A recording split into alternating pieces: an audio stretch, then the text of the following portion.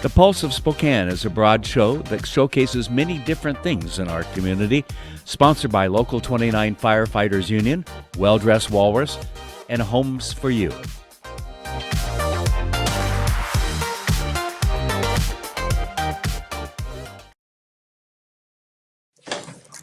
Well, Kent Adams here. Welcome to the Pulse of Spokane.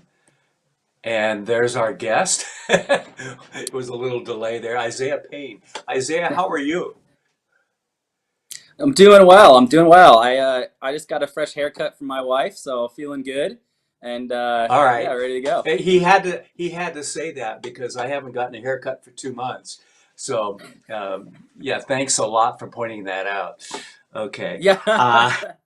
You have had a couple of interesting jobs over the years, but you just literally started last Friday in government hmm affairs and communications and so forth at the Spokane Home Builders Association, which Yeah. has had is a great leader in the community in terms of home building and all of that. Um, who's done lobbying on behalf of contractors and the subcontractors and so forth. What interested you in that job? Yeah, it's an industry that's really important when you look at the broader economic impact and the growth of our community. Owning a home is really critical for building a family, building a lifelong residence in a community in an area, and also an economic driver. Impacts a lot of other industries, and so yeah, I think the home building industry is something that's really interesting to me, something that I'm excited to learn more about. Like you said, I'm day 3 on the job, so I'm learning as I go here. But a lot of great folks, a lot of hardworking, entrepreneurial business owners in the Home Builders Association. Some larger builders, but a lot of small, medium-sized businesses who are working hard, who want to work, who want to provide really an essential service for people in homes, and also putting others to work, providing jobs for people. So it's a really exciting industry. It's certainly interesting times right now and an interesting spot to jump in, but I'm excited, and there's a lot of hardworking folks that I get to meet and get to represent. Yeah, we've had some great people on our House to Home program and others that it is a great community out there. hmm What do you see? Things are opening up now again, finally. I'm not sure hmm why, if you're building a house, either being indoors across the house or outdoors, putting on a roof or siding or so forth, why we were so restricted. But it's good to see things opening up again. And especially given the fact that we just had an election last fall, and the biggest issue was homelessness. And hmm both those who are consistently homeless, but those who can't afford to get into homes. And then we turn off the spigot for a couple of months and stop Right. building. I mean, that's the last thing you want to do. What are your members and others saying about the fact that they can get back to work now and start producing homes again? hmm Yeah, well, there's a few different things there, but I know our members are really excited to get back to work. Like I said, they're hardworking guys who and gals who don't want to just sit at home, who want to produce, want to help people, want to help build, Right.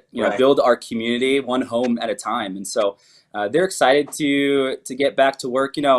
Uh, Washington State was really only one of, I believe, 4 states that had a ban on residential construction, and so that's something that we were maybe a little surprised at first, but we worked hard, worked with the governor's office, got into negotiation, and are open. There are certainly some pretty stringent regulation that our builders are figuring out how to deal with, how to comply with, and those certainly are Right. things that we can do, willing to do, is very possible. We want to be as safe as we can, but you're right. There's also a historic low in housing supply. And so if we want to have attainable, affordable housing, it starts with providing more housing and affecting the supply in that way.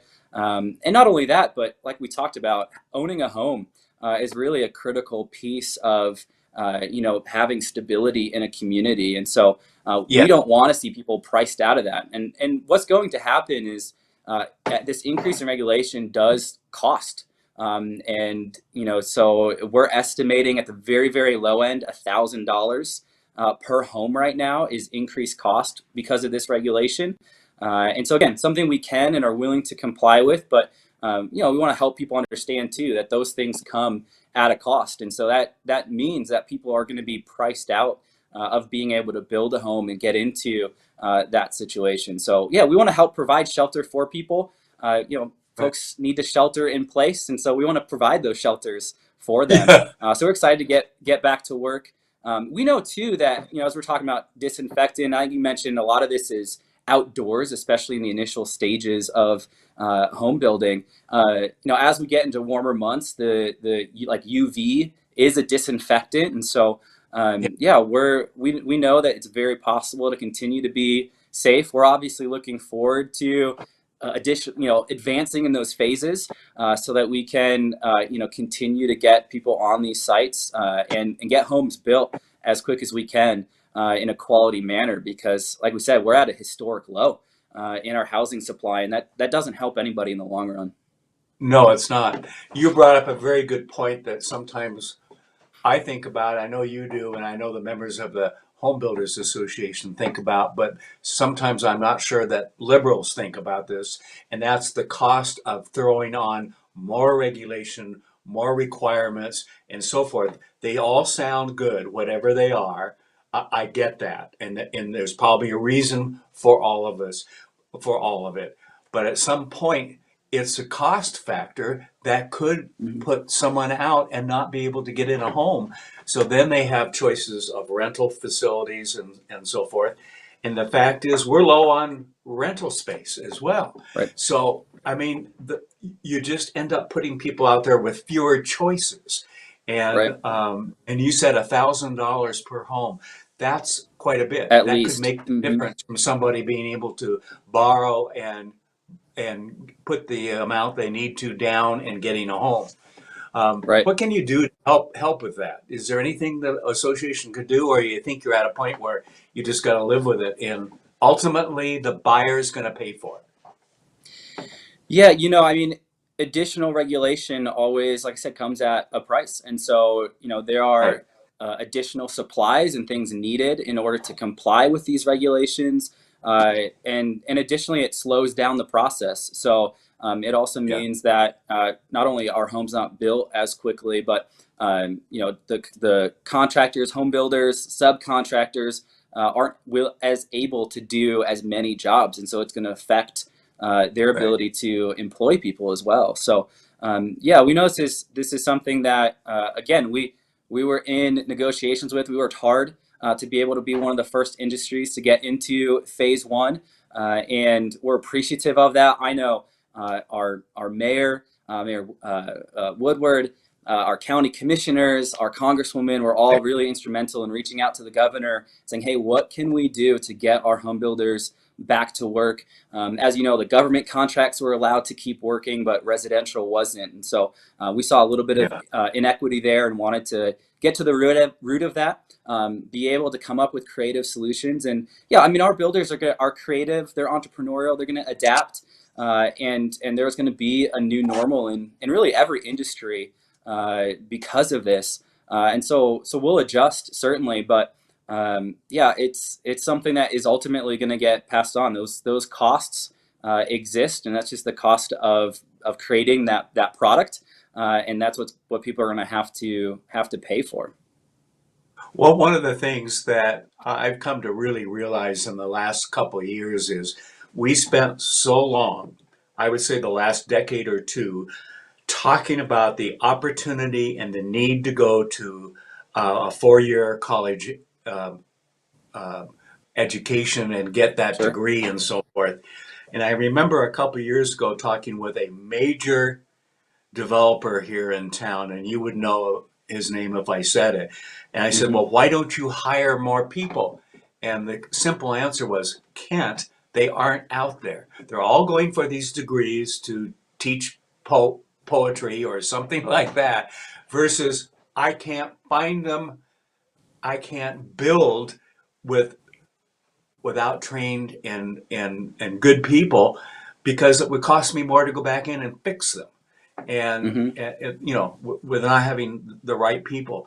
How are we doing are we moving toward a better position to have more people in the trades?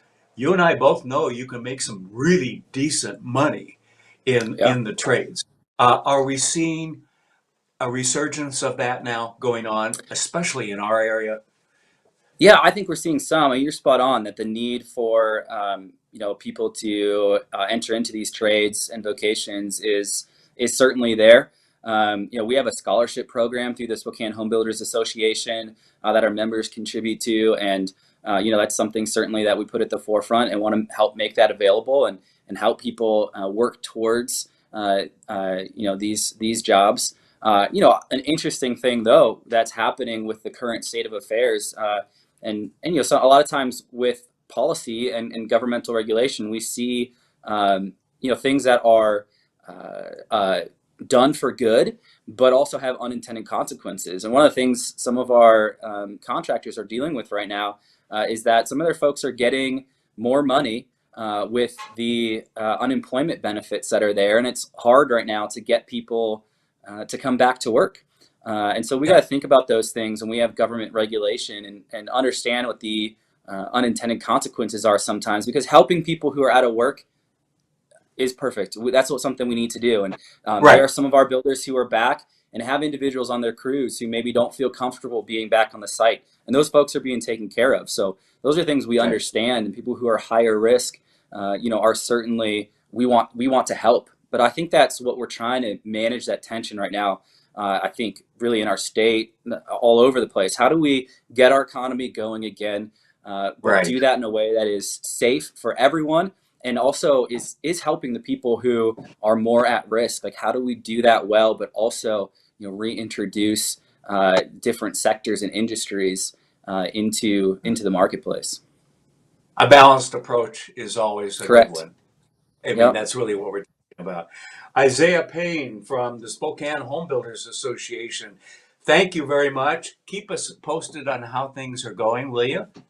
Will do. Yeah, we know we're at the forefront here, and we're working hard Yeah. to make sure things are as safe as possible. And we'd love to see other industries be able to open up as well. Yes. There are lines of people at Target and Home Depot, and that's fine. Yep. That's great.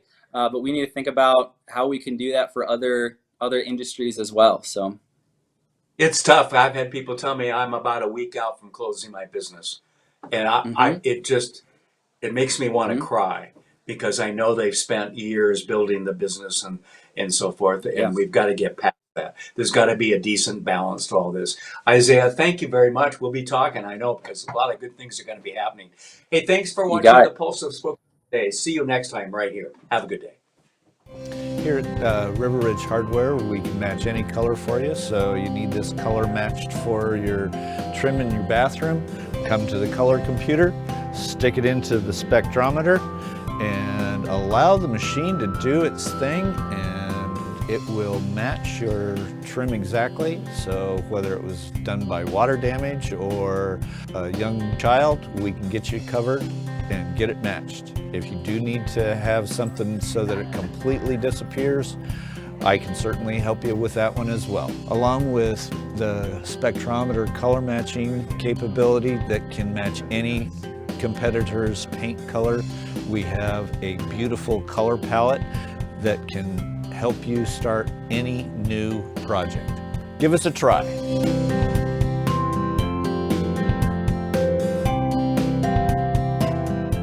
After I got divorced, I had medical debt, credit card debt, and student loan debt. I was dealing with a lot of guilt. I found myself shopping to feel better. When my son was born, wanting to manage my finances was no longer a want, it was actually a need.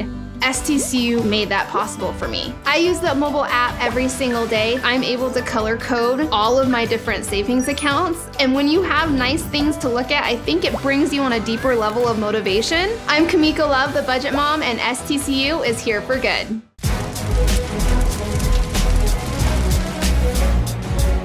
Well, this is Bloomsday in Spokane. We got about 40 firefighters and their friends and family handing out 40,000 cups of water as the day goes by.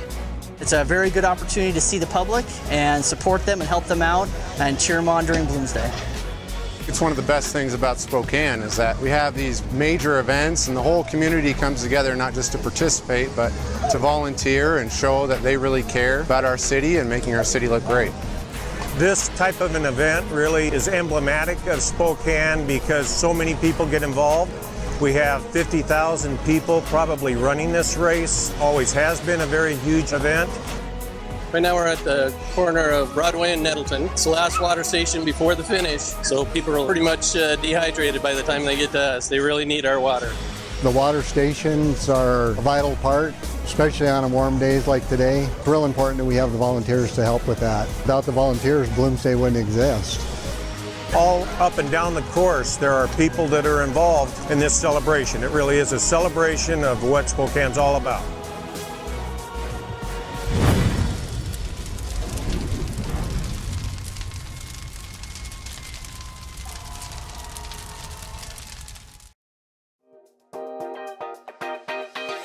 Thanks for watching. Ask the host a question, recommend a guest, or check out any of our other programs on Facebook, YouTube, Twitter, Apple Podcasts, Spotify, or SpokaneTalksMedia.com. Sponsored by Local 29 Firefighters Union, Well Dressed Walrus, and Homes for You.